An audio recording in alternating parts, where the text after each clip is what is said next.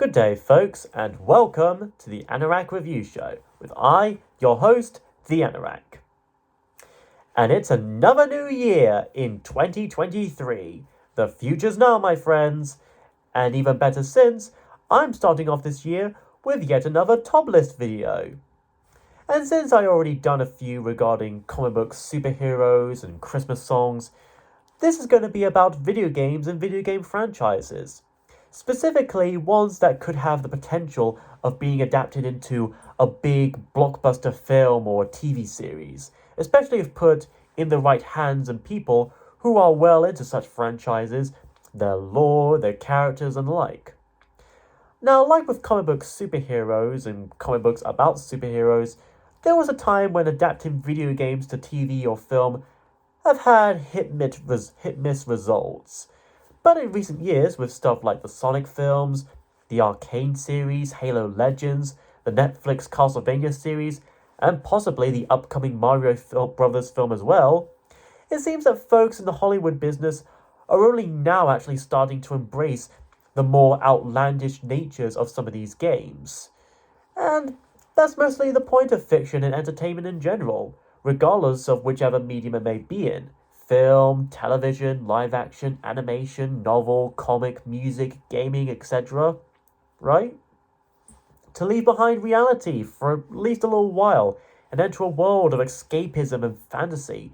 Things we know aren't real, but in a way we wish they were. And video games are certainly no exception. And so I wish to make a short top list of classic and modern video games that I think should get the chance of such. So let's not waste any further time as an excuse to make the video reach a particular length. So this is the top 5 video game franchises that I would like to see be adapted to film and TV. Number 5, Jak and Daxter and Shantae. I know, yet another tie in these kind of episodes, but as usual, I honestly couldn't pick between these two, so I let them have the lion's share. Firstly, with Jak and Daxter, it's like a mix between Ratchet and Clank and Stormhawks, a semi-steampunk fantasy adventure about an elf-eared, spiky yellow-haired hero named Jak and his fuzzy otter-weasel hybrid sidekick named Daxter, venturing across a strange mystical world relating to a race of ancient beings known as the Precursors, who all turn out to be fuzzy otter-weasel hybrids as well. Video games are weird. Also, said Odd Soul sidekick, who even got his own spin-off game by the way, just FYI, happens to be voiced by the same actor who did Zinni the Love Lemur from Disney's Dinosaur, as well as Tip the Penguin from Little Mermaid 2. So you might find him kind of funny, or kind of annoying, or kind of in between. Either way, he's also a bit of a flirtatious pervert. Yeah, I'm not kidding with that. How did we get away with that back in the day? Anyways, its unique and an intriguing setting and visuals, interesting lore, and a few various story elements with potential to be expanded upon and be resolved could all fit very well into a new TV series to revive this franchise. Not necessarily retelling one of the game's storylines per se, but at least continuing off where and when the latest installment left off. Something in par with Avatar Legend of Aang or Legend of Korra or The Dragon Prince. A mix of humor, action, adventure, and mystery. Plus, if the upcoming HBO Max Last of Us series is anything to go by, there may be a slim chance this other Naughty Dog game IP may get a similar revival as well. I mean, it's surely got to be better than Last of Us Part 2. Or the Uncharted film for that matter.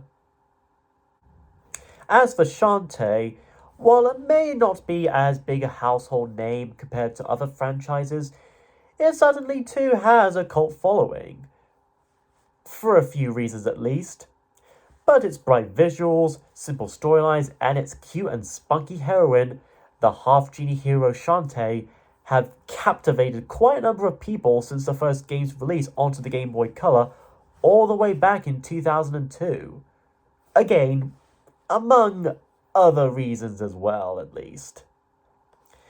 In the most recent installment, Shantae and the Seven Sirens, it has an opening animated intro by Studio Trigger, which you might recognize as the people behind Kill la Kill and Little Witch Academia, among several other anime.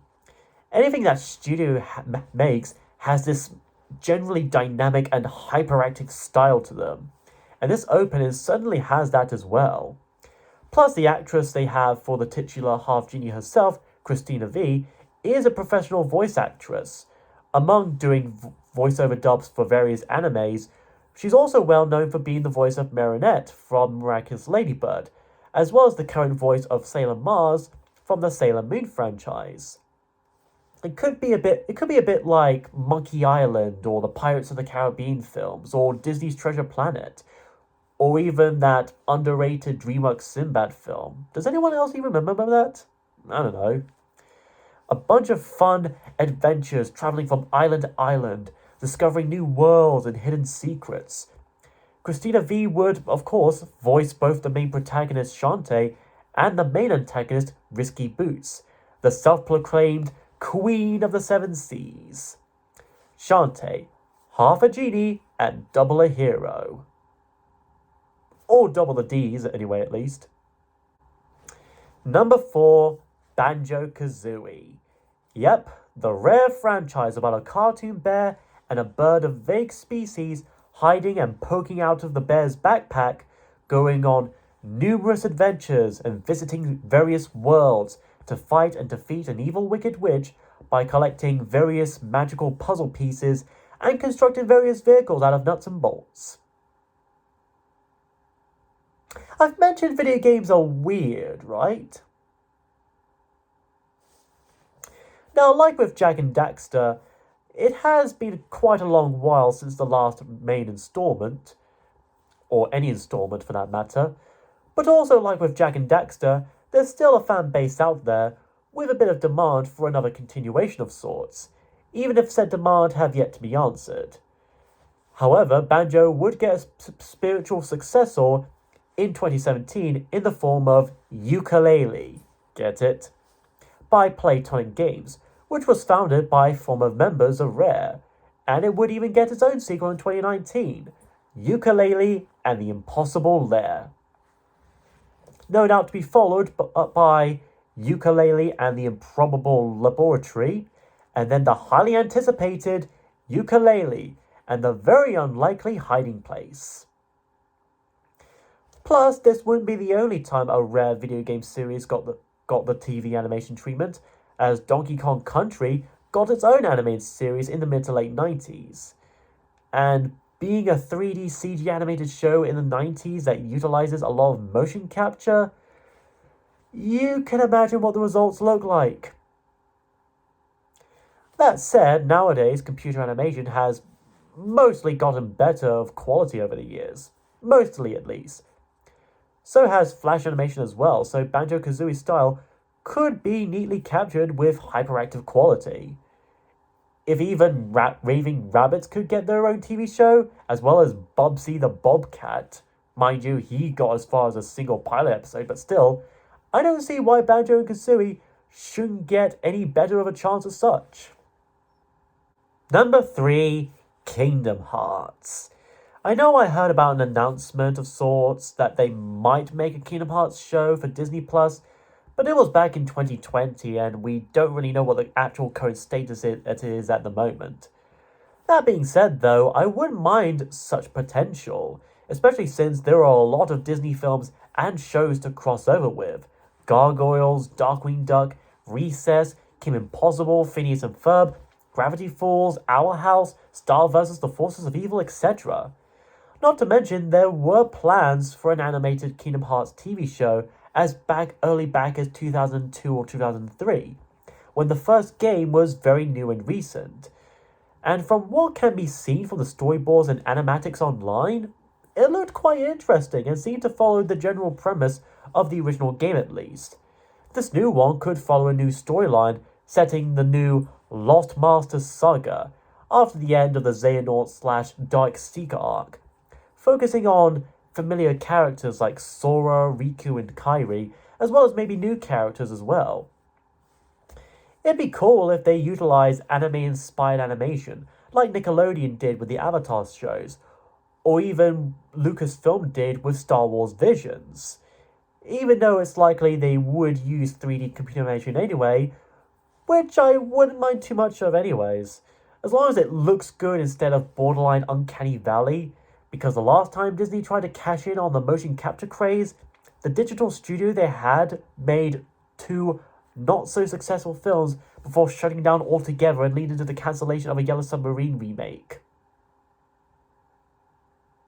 And looking back at what was shown online for that, it was probably for the best. But anyways, Kingdom Hearts. A simple and clean sanctuary. Number 2, Metroid. Yeah, I'm sure I'm not alone on this. Metroid definitely has the potential to be adapted into an animated series if done by the right people. A mix of science fiction, action, mystery, suspense, and even a bit of horror every now and then. Like with Kingdom Hearts, I imagine this having an anime-inspired style to its animation and art style. Maybe mixed with a bit of H.R. Geiger-esque aesthetic as well. Especially since the Alien films were major influences on the Metroid games. A company like Studio Mir or Powerhouse Studios could be the first considerations to handle the animation, since Powerhouse Studios also did the Castlevania series. Again, it doesn't have to follow an exact storyline from any of the games, but it can follow the same continuity, maybe taking place in between two particular installments or afterwards. Or maybe even have its own fresh continuity from scratch, while taking elements from the game's canon and still understanding what made it so enjoyable. And of course, who else would be perfect as the voice of Samus Aran other than Miss Keen from Powerpuff Girls, Sam from Totally Spies, Catnap from Shaolin Showdown, female Commander Shepard from Mass Effect, and Avatar Kyoshi herself, Jennifer Hale, who voiced the space bounty hunter herself for the Metroid Prime trilogy. As for her nemesis, the space pirate Ridley, I imagine someone like Charles Adler or Steve Blum as an ideal voice, something to give that dark and eerie presence. And speaking of dark and eerie, I would love to see such have an arc involving the Phazon and how it would affect Samus herself, like the symbiote from Marvel's Spider-Man and Spider-Man 3. How it would strengthen and empower her, but could also slowly corrupt her from within, mentally and psychologically. Really delve into such an intriguing concept, especially when we already get to know and establish this Samus and what and how she's like, what her personal goals are, her flaws, her strengths, her weaknesses, her personality, what obstacles need to overcome, etc. And finally, number 1, Silent Hill. Yes, Silent Hill. This is a video game franchise, the video game franchise, that I think is really deserving of not only a legit revival of some kind beyond just pachinko machines, but also an animated adaptation of the source material that perfectly recaptures what made the game so creepy and terrifying and yet so enticing to play.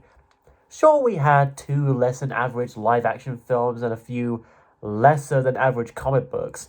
Check out Linkora's classic reviews of said comics if you want more detail on those. But an anime series set in the world of Silent Hill would be amazing, like something Satoshi Kon would make. And since Guillermo del Toro himself was involved in the cancelled Silent Hills game, get him back to be involved with this one. Or even get someone like John Carpenter or David Cronenberg, Clive Barker, the folks at Blumhouse, Hitoshi Iwaki, Junji Ito, or Sui Ishida.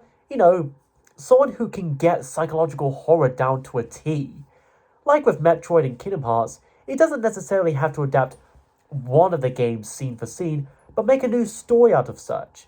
It could center around one particular character venturing into the town, or even a range of characters with their own points of views and perspectives, like Harry Mason, James Sunderland, Heather Mason, or Henry Townshend. And even if its ending involves something about a UFO or a dog controlling everything, I don't know, I still watch that.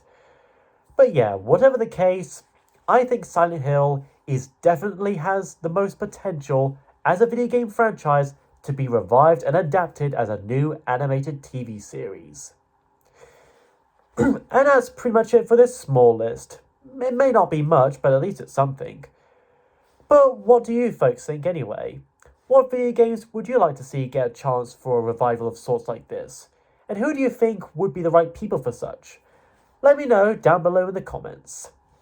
Next time, we're going to make ourselves some sweet dreams with another album by Eurythmics.